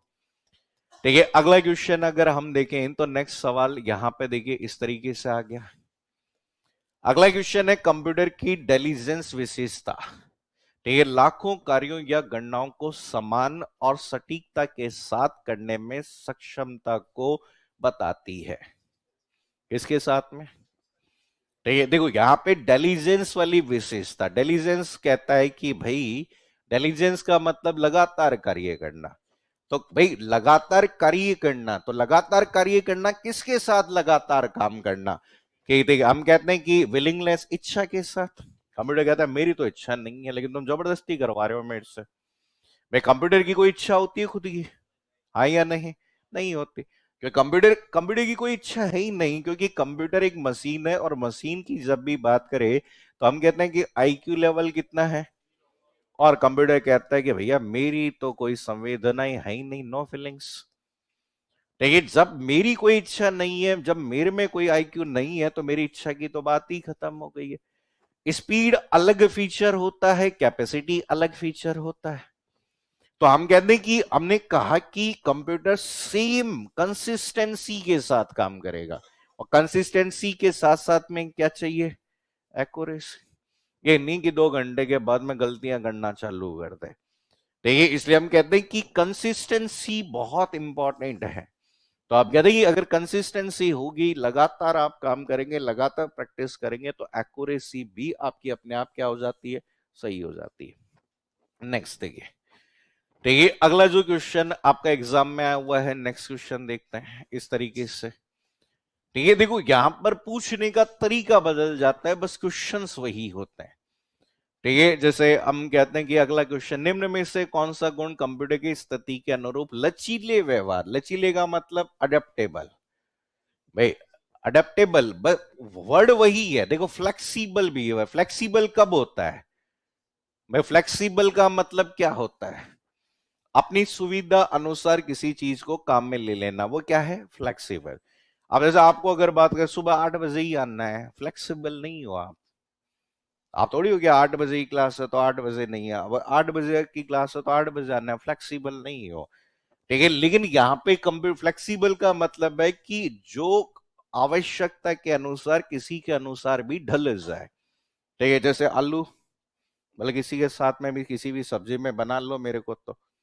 ठीक है, लेकिन यहां पर एक्यूरेसी की बात नहीं होती, हमेशा ये वर्ड याद रखना। इसीलिए बहुकौशल, हम कहते हैं कि बहुकौशल वर्ड यूज कर ले। कभी कभी वर्ड यूज किया जाता है, इसीलिए मैंने एक वर्ड बताया था, कौन सा? विविधता। ठीक है, विविधता भी हम यहां पर यूज कर सकते हैं। ठीक है, नेक्स्ट देखो अगला एक और क्वेश्चन देखते हैं। इसी तरीके के क्वेश्चन आता है एग्जाम में। देखिए जैसे ऐसा डायरेक्ट आ गया, बताइए। ठीक है, निम्नलिखित में से कौन सी कंप्यूटर सिस्टम की मान्य विशेषता नहीं है? ठीक है, which one of the following is not a विशेषता? बताओ। ठीक है, डेलीजेंस होता है? अरे हाँ या नहीं? डेलीजेंस होता है? ठीक है, होता है। वर्सेटिलिटी होता है? कंप्यूटर क्या जवाबदेही है? नहीं। कंप्यूटर कहता है मैं अकाउंटेबल नहीं हूं, मैं तो दिए गए इंस्ट्रक्शन के आधार पे काम करने का, मैं क्यों जवाब दूं? मेरा काम है इंस्ट्रक्शन के बेस पर काम करना। ठीक है, और कंप्यूटर कहता है कि भैया हमारे पास बौद्धिक स्तर भी नहीं है, तो आंसर केवल और केवल कौन सा होगा? D answer. ठीक है, कंप्यूटर इज नॉट अकाउंटेबल, वो अकाउंटेबल नहीं है किसी भी चीज के लिए। ठीक है, वो हम कहते हैं ना कि हम ऐसे उसको कोई कमांड दे दे और कमांड करने के बाद आउटपुट दे दिया, और हम उससे पूछे भैया क्यों किया, तो वो कहता है कि भैया क्यों का तो मेरे पास कोई जवाब नहीं, निर्देश दिए थे इसलिए मैंने कर दिया, बस बात करता। ठीक है, लास्ट क्वेश्चन लेते हैं यहां से, जो लास्ट क्वेश्चन यहां से जो पूछा गया है वो लास्ट देख लेते हैं। ठीक है, इस तरीके से लास्ट क्वेश्चन आपके आ जाता है।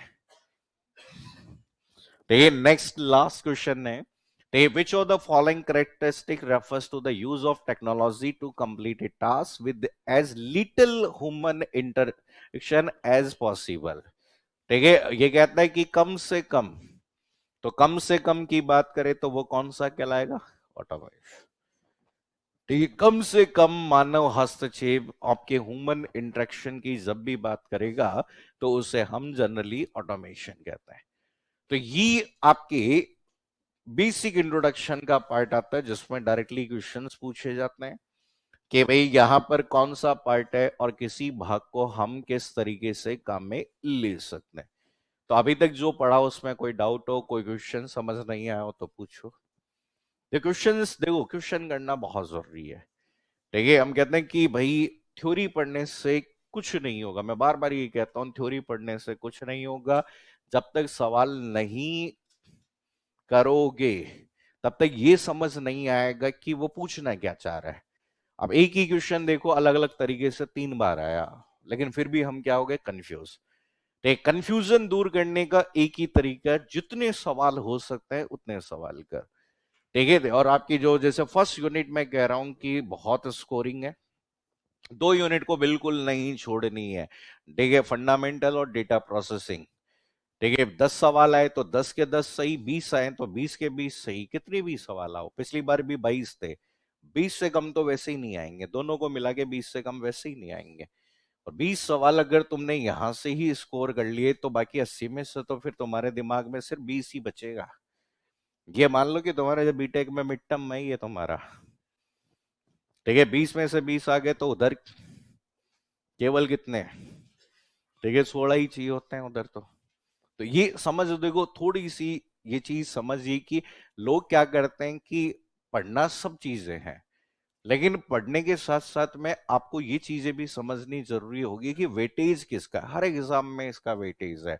चाहे IE का एग्जाम ले लो, चाहे कोई भी एग्जाम ले लो, सब में वेटेज है। और ये वो यूनिट है जिसमें क्वेश्चन आपके डायरेक्ट भी आ सकते हैं, और चाहे तो ये आपको फंसा भी सकती है। फंसा कैसे सकती है, जैसे मैं आगे पढ़ाऊंगा। अभी जैसे फंसाने को कैसे फंसाती है ये मैं आपको बताता हूं, कि जैसे फंसाने को, जो सवाल जो फंसाने वाले होते हैं ऐसे फंसा देते हैं, फंसाने के लिए ऐसे सवाल बनाए जाते हैं फिर, कि पहले माइक्रो प्रोसेसर का आविष्कार किसने किया।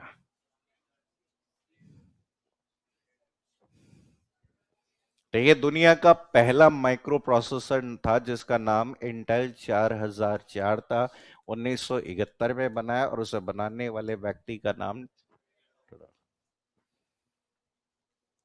ये क्वेश्चन फंसाते हैं कि जब आप यहां पे कितना भी पढ़ लो, पढ़ने के बाद में जब क्वेश्चन आते हैं ये, कि पहला एनालॉग कंप्यूटर कौन सा था, पहला डिजिटल कंप्यूटर कौन सा था, पहला कंप्यूटर कहां स्थापित किया गया, इनमें से कौन सा एक कैलकुलेटर का उदाहरण है, पहला इलेक्ट्रोमैकेनिकल कंप्यूटर कौन सा है, लैबनीज कैलकुलेटर के द्वारा बनाए गए कंप्यूटर कौन से सिद्धांत पर आधारित थे। ये हिस्ट्री है, इतिहास। तो ये जिसमें कोई भी क्वेश्चन कहीं से भी किसी भी तरह से आ सकता है। तो ये जैसे क्वेश्चन आ गया कि, ठीक है, विश्व का पहला माउस किससे बना था, विश्व का पहला माउस किससे बना था, लकड़ी से बना था। ठीक है, आजकल हम मैकेनिकल ऑप्टिकल ये सब सुन रहे हैं, पहला माउस लकड़ी से बना हुआ था। तो ये देखो ये क्या होता है, इसलिए इन सबको कवर करने के लिए PYQ जरूर, और आपकी बुक में फर्स्ट यूनिट में बहुत सारे PYQ हैं, दुनिया भर के PYQ डले हुए हैं। अगर वो भी कर लिए तो आराम से यहाँ पर कोई भी क्वेश्चन आपका अटकेगा नहीं। ठीक है, तो ये याद रखना।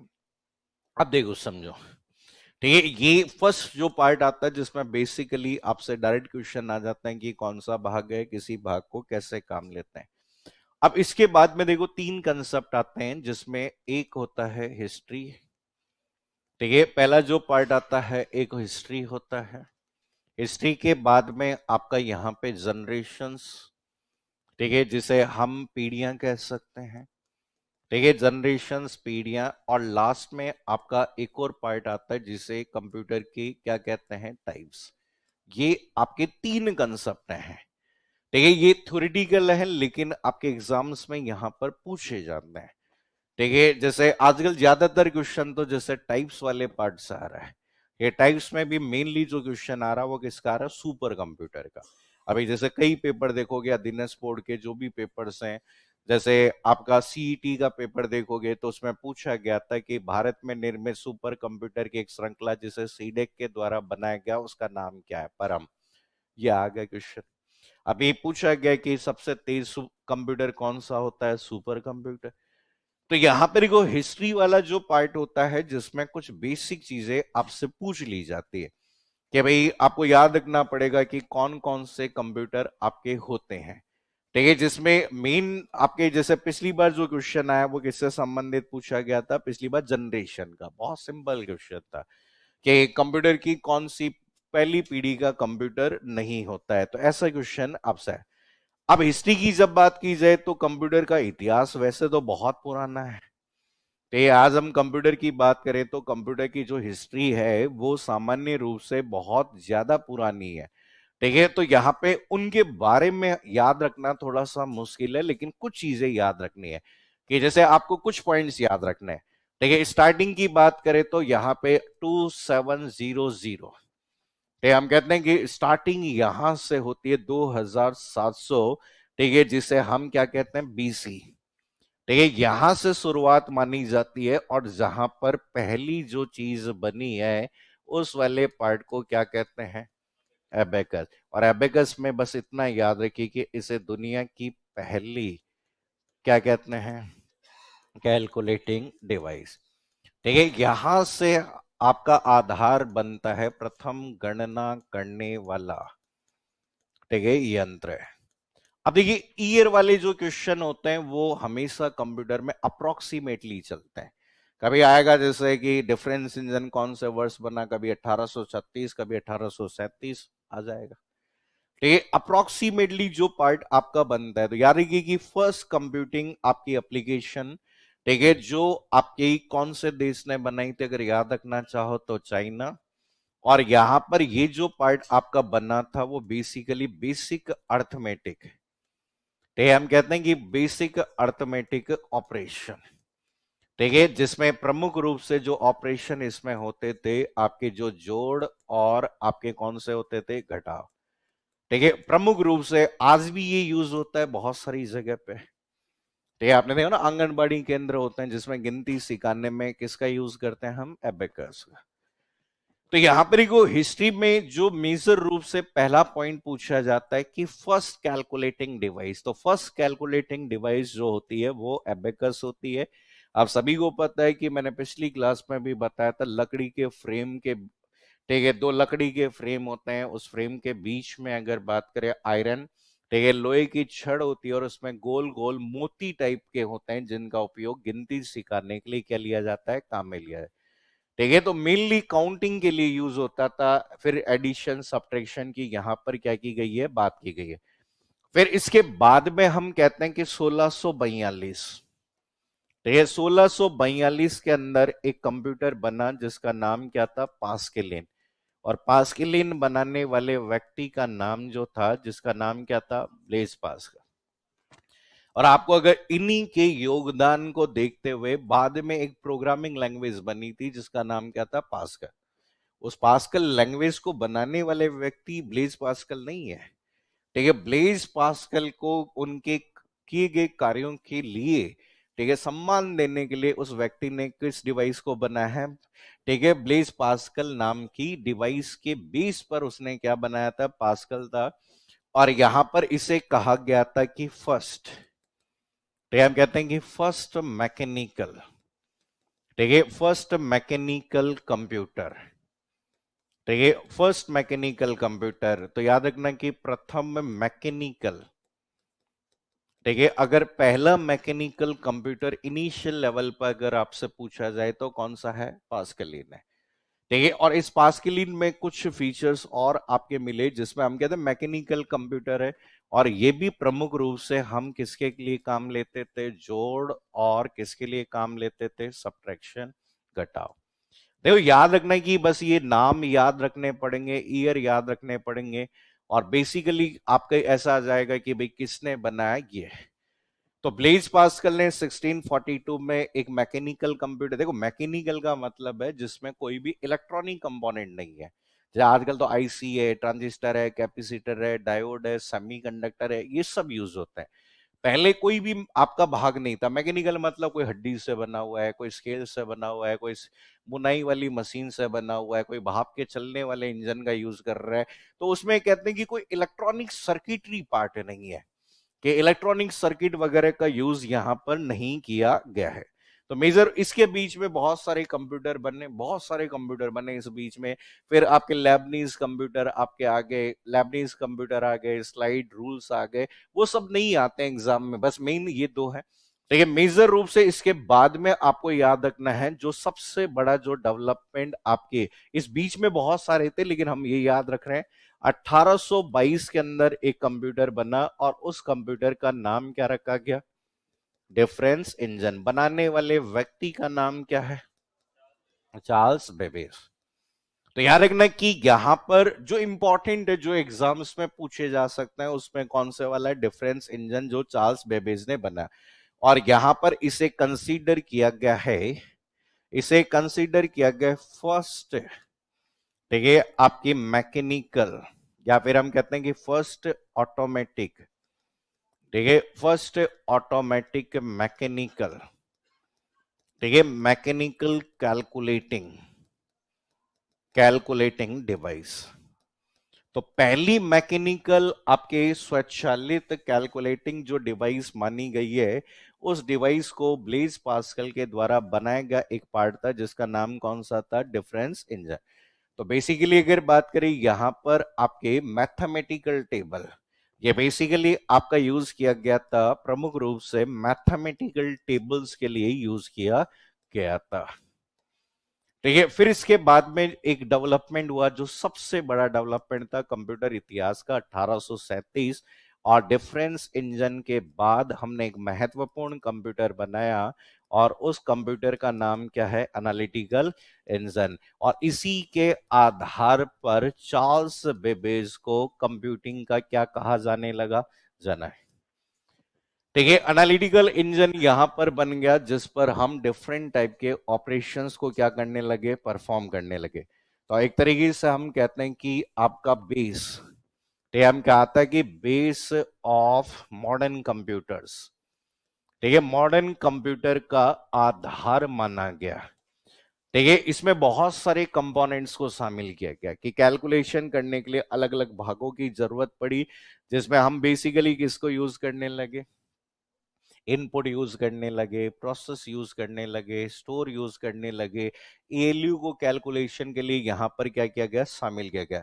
और यहीं से चार्ल्स बेबेज को कंसीडर किया जाता है कंप्यूटर की, ठीक है, जनक। और यहां पे कहा जाता है कि फर्स्ट प्रोग्राम, ठीक है, पहला प्रोग्राम आपका रिटर्न, इसी में पहला प्रोग्राम लिखा गया, ठीक है। और उसे लिखने वाली आपकी महिला का नाम था लेडी लवलेंस। तो ये इन्होंने पहली बार आपका प्रोग्रामिंग किया है, जिसे कहते हैं कंसीडर एज फर्स्ट प्रोग्रामर, कि पहला जो प्रोग्रामर कंसीडर किया जाता है वो ये। और इन्होंने ये जो प्रोग्राम लिखा है वो कब लिखा है? 1843। तो देखो महत्वपूर्ण रूप से एग्जाम में जो अभी तक अधीनस्थ बोर्ड के पेपर्स आए उसमें दो ही क्वेश्चन आए, एक तो ये और एक ये, अभी तक ये क्वेश्चन। बाकी तो हिस्ट्री तो कितनी पढ़ लो, हिस्ट्री से कोई मतलब भी नहीं है, बस केवल पीवाई क्यू आप याद कर सकते हो कि कौन कौन से आपके एग्जाम में क्वेश्चंस आपसे पूछे गए। तो यहाँ पे इसके बाद में हम कहते हैं एक और कंप्यूटर याद रखना, ठीक है, हम कहते हैं कि इसके बाद 1890 में एक बड़ा डेवलपमेंट हुआ और जिसे कौन सी मशीन के नाम से जाना जाता है? कौन सी मशीन? Tabulating machine. और यहां से टैबुलेटिंग मशीन बताओ कौन सी कंपनी ने बनाई है? कोई बता सकता है आप में से? आईबीएम आज के समय में नाम है उसका, उस समय क्या नाम था? तो ये टैबुलेटिंग मशीन जो बनी है, बनाने वाले व्यक्ति का नाम क्या है? हरमन, क्या नाम था? हरमन हॉलेरेथ। और इन्होंने पहली बार इस मशीन में किसका यूज किया है? पंच का। और यहां इस कंपनी का नाम था सीटीआर, कंप्यूटिंग टैबुलेटिंग रिकॉर्डिंग, जिससे 1924 में बदलकर आईबीएम रखा गया। तो यहां पर ये जो युग है, बेसिकली ये एरा जो है वो पूरा का पूरा कौन सा एरा माना जाता है? ये जितना भी जो भी जनरेशन, ये जो जितने भी कंप्यूटर्स आपने यहां तक पढ़े हैं, ये सारा जो पार्ट आपका होता है बेसिकली आपके कौन सा एरा कहलाता है? Mechanical, mechanical era. कि भाई इसमें कोई इलेक्ट्रॉनिक सर्किटरी वगैरह नहीं है, बेसिक ऑपरेशंस हम परफॉर्म कर रहे हैं। तो ये याद रखना, ये लिख लो जल्दी से, याद रहे आपके।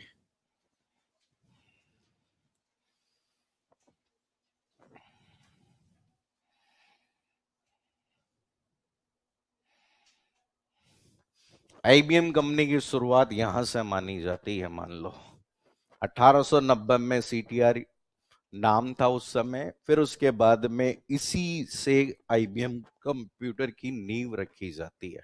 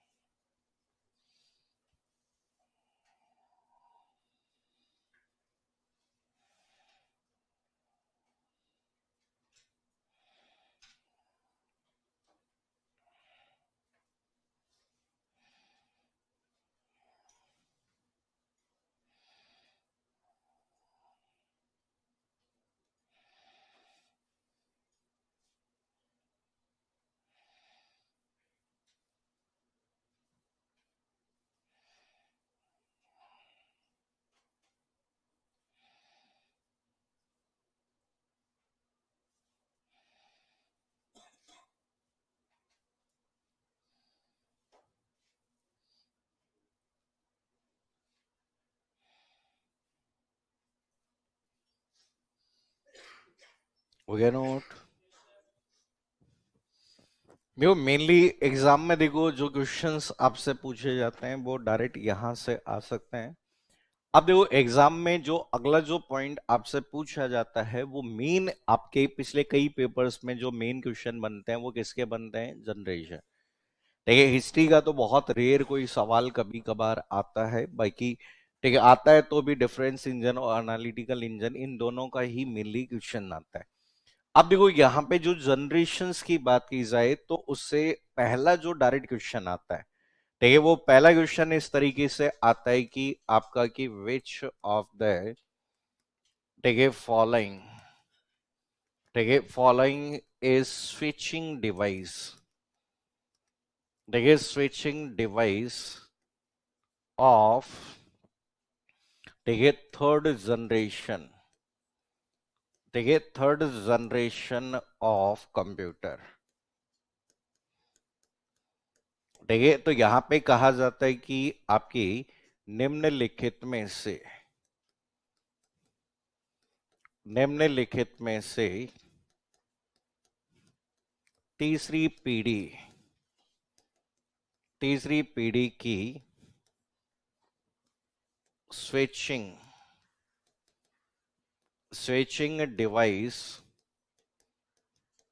कौन सी है? ठीक है ऑप्शन है आपके पास में ट्रांजिस्टर, ठीक है पहला ऑप्शन दे दिया गया जैसे ट्रांजिस्टर, सेकंड ऑप्शन दिया गया एल एस, सेकंड ऑप्शन दिया गया M S I and L S I, तीसरा ऑप्शन दिया गया वी एल एस आई और चौथा ऑप्शन दिया गया यू एल एस आई।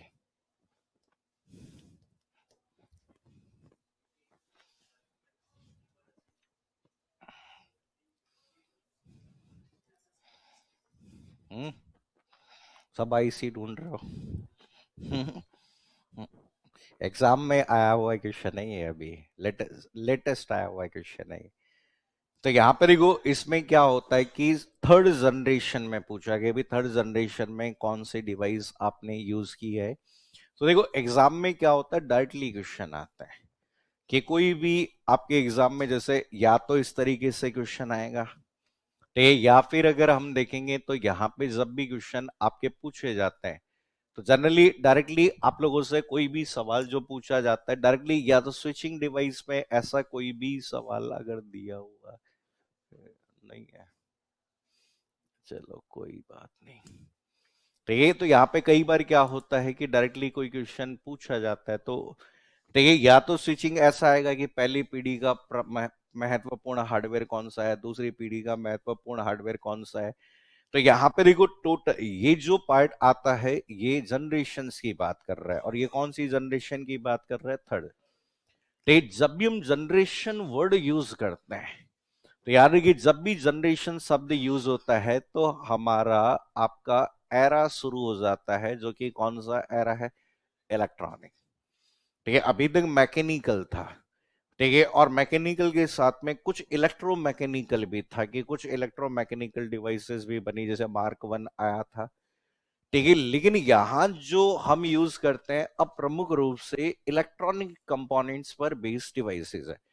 अब जनरली हम कहते हैं कि सब अलग अलग जनरेशन है और इसमें ट्रांजिस्टर, इसमें क्वेश्चन पूछना चल रहा है कि भाई दूसरी जनरेशन में जो था उसे स्विच कर दिया और हम थर्ड जनरेशन में आ गए। तो ये देखो यूएल यहां पर यूएलएसआई वीएलएसआई ये सब, तो ये जितने भी नाम जो दिखाई दे रहे हैं वो आपकी एक प्रकार की कहते हैं, इन सभी को कहा जाता है टाइप ऑफ आईसी। ये सब टाइप आईसी है, ठीक है और इन आईसी को बनाने के लिए प्रमुख रूप से कंपोनेंट का यूज किया जाता है जिसे कौन सा कहते हैं? सेमीकंडक्टर डिवाइस होती है इनमें। इनमें ज्यादातर में हम कहते हैं कि आपकी जो भी मेमोरी मट ये सेमीकंडक्टर कंपोनेंट्स का यूज करते हैं। सेमीकंडक्टर किससे बने होते हैं? तो ये सेमीकंडक्टर में हम किसका यूज कर सकते हैं? जैसे ट्रांजिस्टर, ठीक है जैसे किसका यूज कर सकते हैं? कैपेसिटर, ठीक है जैसे कि हम किसका यूज कर सकते हैं? डायोड। ऐसे ठीक है आइए 2018 में जैसे एक सवाल ने 1 साल तक भर्ती को लटकाया था वो कैपेसिटर ही तो था, तो ये 1 साल तक वो कोर्ट में बढ़ती थी ये क्वेश्चन एस रैम और डी रैम वाला, कि भाई एस रैम और डी रैम में से क्वेश्चन आया था कि कौन सा कथन सही है, तो उसमें एस रैम केवल ट्रांजिस्टर का उपयोग करती है, जबकि डी रैम ट्रांजिस्टर और कैपेसिटर दोनों का उपयोग करती है। ठीक है, तो यहां पर इसमें ये सब ट्रांजिस्टर का वर्गीकरण कहला, एक आईसी का वर्गीकरण है, और ये आईसी का वर्गीकरण किसकी संख्या के बेस पर है? ट्रांजिस्टर। तो कंप्यूटर की आपकी जब सेकंड जनरेशन, हम कहते हैं कि कंप्यूटर की दूसरी पीढ़ी की बात करें, तो दूसरी पीढ़ी में आपका किसका यूज होता था? ट्रांजिस्टर। और ट्रांजिस्टर को थर्ड जनरेशन में रिप्लेस किया गया था प्रमुख रूप से आईसी से। और आईसी का पूरा जो नाम होता है, जिसे हम क्या कहते हैं? Integrated circuit. तो ये तो हम कहते हैं आईसी अलग अलग प्रकार की होती है। शुरुआत में हम कहते हैं एसएसआई आई, स्मॉल स्केल इंटीग्रेशन, फिर एमएसआई मिड स्केल इंटीग्रेशन, फिर एलएसआई आ गई लार्ज स्केल इंटीग्रेशन, यहां तक थर्ड जनरेशन। ठीक है, फिर जो हमने आईसी बनाई जैसे वीएलएसआई, और वीएलएसआई जिसे हम किस नाम से जानते हैं? Very large scale integration. ठीक है, वेरी लार्ज स्केल इंटीग्रेशन कहते हैं। ठीक है, फिर हम आजकल जो आईसी यूज कर रहे हैं वो आईसी क्या है? अल्ट्रा लार्ज स्केल आपकी क्या कहलाती है? इंटीग्रेशन। ठीक है, तो यहां पर ये प्रमुख रूप से कंप्यूटर की चौथी पीढ़ी का पार्ट है, ये कंप्यूटर की पांचवी पीढ़ी का पार्ट है। ठीक है, क्योंकि देखो आज हम कह रहे हैं कि भाई जैसे समझो कि आज जितना भी कार्य किया जा रहा है वो प्रमुख रूप से एक तो किस पे कार्य किया जा रहा है? साइज पे। और हम कहते हैं कि ड्यू टू आईसी हम किसका यूज कर रहे हैं? आईसी। आईसी का उपयोग करने से साइज आपकी क्या होती जा रही है? छोटी होती जा रही है। तो ये एक समय में एक कंप्यूटर था जिसे रखने के लिए हमें एक कमरे से भी ज्यादा जगह की जरूरत थी, और आज आईसी का उपयोग करके कंप्यूटर हमारी कलाई पे आ गया। अरे डिजिटल वॉच वो तो कंप्यूटर है। तो हम कहते हैं इतनी छोटी, और उसकी क्षमताएं पहले से क्या हो गई है? ज्यादा। मैं आज हम कहते हैं ना कि आपकी क्षमताएं बढ़ती जा रही, कैपेसिटी की, देखो साइज की तो हमेशा बात करेंगे, तो यहां पे कम हुई है, और कैपेसिटी क्या होती जा रही है? बढ़ती जा रही है। और देखा होगा कि मेमोरी कार्ड एक समय में 512 एमबी का आता था, और आज 64 GB 128 GB तक के मेमोरी कार्ड उपलब्ध हैं, जिसमें साइज उनकी बहुत ज्यादा क्या है? छोटी रहता है ना, माइक्रो एसडी बोलते हैं। तो छोटा सा वो आता है मेमोरी कार्ड, उसकी क्षमता देखो। पेन ड्राइव देखो। ठीक है, पेन ड्राइव भी तो अगर बात करें आपके आईसी पर बेस है। आप पेन ड्राइव को खोल के देखो, उसमें छोटा सा पार्ट आता है, जिसमें आज हम जीबी में डेटा स्टोरेज कर पा रहे हैं। ठीक है, तो यहां पर आपके ये सब जो है वो इंटीग्रेट किया गया, किसको इंटीग्रेट करके बनी है? तो जैक किल्बिन ने आपके यहाँ पे ट्रांजिस्टर की कहानी को इंटीग्रेट किया है। कि पहले ट्रांजिस्टर आपका एक कंपोनेंट है जो कैपेबल होता है किसी भी डेटा को होल्ड करने में। ठीक है, और एक सिंगल ट्रांजिस्टर की बात करें तो उसकी वैल्यू आइदर 0 या फिर क्या होती है? 1 होती है। ठीक है, आज जो शुरुआत में एसएसआई था, कहते हैं जहां हम शुरुआत में एसएसआई यूज कर रहे थे, जिसमें ट्रांजिस्टर की संख्या करीब करीब 8 से आपकी कितनी थी? 10। वही ट्रांजिस्टर आज 1 मिलियन से ज्यादा हो गए हैं एक आईसी में। 1 मिलियन का मतलब 10 लाख। ठीक है, तो हम कहते हैं कि 10 lakh value at a time आप स्टोर कर सकते हैं या प्रोसेस कर सकते हैं। तो इसीलिए तो आज हम कहते हैं कि जैसे रैम की कैपेसिटी बढ़ा दी हमने। रैम भी एक प्रकार की कौन सी मेमोरी, आगे पढ़ोगे, सेमीकंडक्टर मेमोरी। और सेमीकंडक्टर जितनी भी मेमोरी है, सेमीकंडक्टर जितनी भी डिवाइस है, वो सब किससे बनी होती है? आईसी से बनी। तो एग्जाम में देखो हमारे जो क्वेश्चंस पूछे जाते हैं, वो अगला सवाल बनता है वो जनरेशन के बेस पर बनता है। कि या तो एग्जाम्पल आ जाएगा, एग्जाम्पल जैसे पूछ लेंगे कि माइक्रो प्रोसेसर वाले कंप्यूटर कौन सी पीढ़ी में बने हैं, या क्वेश्चन आ जाएगा कि यहाँ पे जैसे पिछली बार कौन एक प्रथम पीढ़ी के कंप्यूटर का उदाहरण नहीं है, जो पिछली बार बेसिक कंप्यूटर अनुदेशक में सवाल पूछा गया। तो ये डायरेक्टली क्वेश्चन आते हैं। कि इसमें जनरेशन वाला है, जनरेशन में हमें मेनली जनरेशंस याद रखनी पड़ेगी। अब ईयर वाली जो कहानी है वो सब जगह अलग है। आप एनसीईआरटी में देखोगे तो ईयर अलग मिलेगा, राजस्थान बोर्ड की बुक देखोगे तो उसमें अलग मिलेगा, ठीक है, वर्धमान की बुक देखोगे तो उसमें अलग मिलेगा, और आरबीसी की भी अलग अलग अब ये, ठीक है, किताबें देखोगे उनमें हमेशा अलग अलग संस्करण। तो अप्रोक्सीमेटली इवन अधीनस्थ बोर्ड के 3 बार एग्जाम में सेकंड जनरेशन का टाइम पूछा और तीनों बार उत्तर अलग अलग है, ठीक है, तीनों बार उसने उत्तर अलग अलग मानना है, क्योंकि उसने अप्रोक्सीमेटली, हमने कोई जो समय माना है वो लगभग समय माना कि भाई इतने से इतना समय।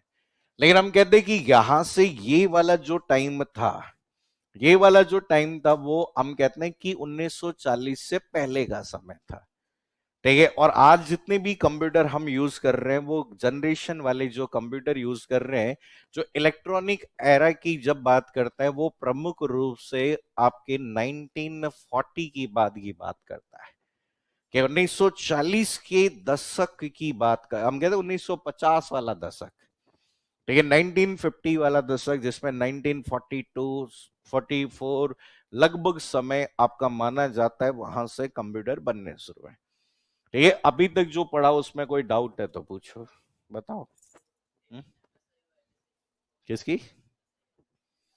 मिड स्केल, मिड बोल दो, medium scale integration, LSI large scale integration, SSI small scale integration, ठीक है। यहाँ पे एक आज और यूज हो रही है, कौन सी? SVLSI, super ultra large scale integration, ठीक है। तो यहाँ पर ये तो सब आएंगे, अभी वापस आएंगे। अभी और कोई डाउट हो तो पूछो। बुक मिल गई? बुक ले ली तुमने? हम्म? मिल गई? अभी तो 6 किताबें एक साथ मिली होगी तुम्हें भाई। अभी के टाइम पे डेटा प्रोसेसिंग की मिल गई होगी, एफओसी की मिल गई होगी, पेडागोजी हो गई होगी, डीसीएन, इंटरनेट और सिक्योरिटी। 6 किताबें होगी, 5 किताबें और अगले वीक मिल जाएगी। तो साथ साथ में इनको पढ़ते रहो, जैसे हिस्ट्री पढ़ रहे हो तो हिस्ट्री की भी मिल गई होगी आपको भाई, हिस्ट्री मिल ही गई है। हिस्ट्री आपको चल रही है तो हिस्ट्री मिल गई है। तो हिस्ट्री के क्वेश्चन साथ साथ में करते चलो, जो जो टॉपिक आप पढ़ते चलो साथ साथ में क्वेश्चन करते चलो। किसी क्वेश्चन में तुम्हें डाउट लगे तो संबंधित टीचर से पूछ लो कि भाई इस वाले क्वेश्चन का आंसर क्या हो सकता है, कोई कंफ्यूजन है क्या। तो ये देखो, प्रैक्टिस बहुत इंपॉर्टेंट है। प्रैक्टिस नहीं करोगे, केवल थ्योरी पढ़ोगे तो कुछ नहीं होगा। तो ये इसलिए हम कहते हैं कि प्रैक्टिस पे ज्यादा फोकस करिए, ठीक है। इतना रिवाइज कर लो, इतने जो भी पढ़ लिया उतने के क्वेश्चन कर लो, ठीक है। आगे हम कल लास्ट, ये जो बेसिक का जो लास्ट पॉइंट है, जनरेशन और टाइप्स, कल क्या कर देंगे, हम खत्म कर देंगे। ये सब याद रखने वाले हैं बेसिक चीजें, लेकिन 1 या 2 सवाल जरूर आते हैं, ठीक है, तो याद रखना।